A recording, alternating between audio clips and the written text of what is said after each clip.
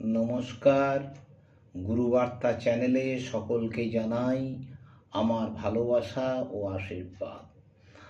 আজ এখানে আমি কিছু কথা আপনাদের সামনে শেয়ার করতে এসেছি।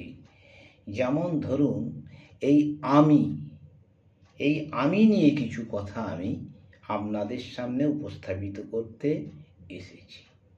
এই আমরা বেশিরভাগই বিভিন্ন সময় বলি যে আমি ওর ওই কাজটা করে দিয়েছি, আমি না থাকলে ওর ওই কাজটা হতো না। এইভাবে আমরা এই আমিকে খুব ব্যবহার করি, কিন্তু এই আমিটা কে, হুই যাই, আমরা কখনোই খুঁজি না। এই আমিটা হচ্ছে সেই পরমানন্দ।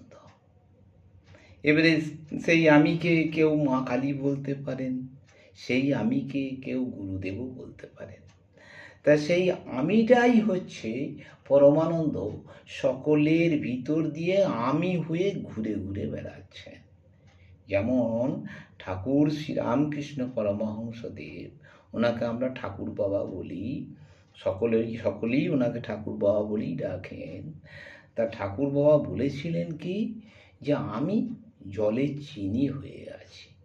অর্থাৎ চিনিটাকে আমরা দেখতে পাচ্ছি, কিন্তু যখন ওই চিনিটা জলে দিয়ে দেওয়া হচ্ছে, তখন আমরা কিন্তু আর চিনির অস্তিত্ব খুঁজে পাচ্ছি না। চিনি তখন গুলে যাচ্ছে এবং মিষ্টির আকারে চলে আসছে। তাই তিনি সব সময়তেই আমাদের সামনে রয়েছেন, স্বরূপের মাঝেই রয়েছেন।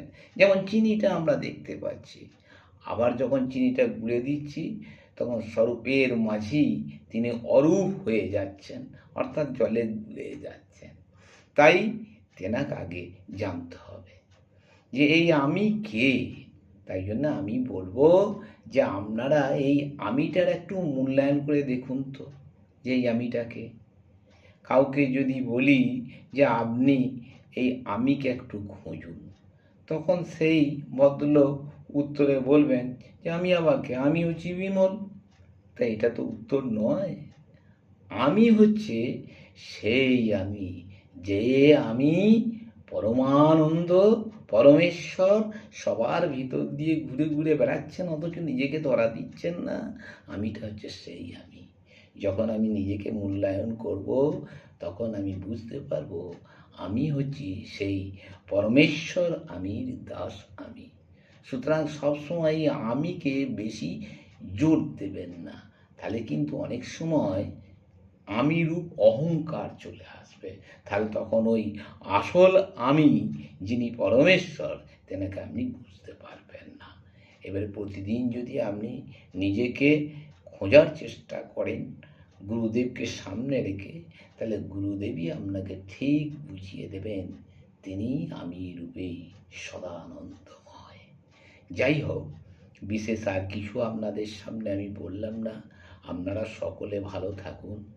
আর আমার এই ভিডিওটা যদি দেখে আপনাদের ভালো লেগে থাকে, তাহলে অবশ্যই একটা সাবস্ক্রাইব করবেন এবং আমাকে আরও উৎসাহিত করবেন, যাতে করে আরও নতুন নতুন ভিডিও আপনাদের সামনে উপস্থাপিত করতে পারি। নমস্কার। জয় গুরু, জয় মা কালী।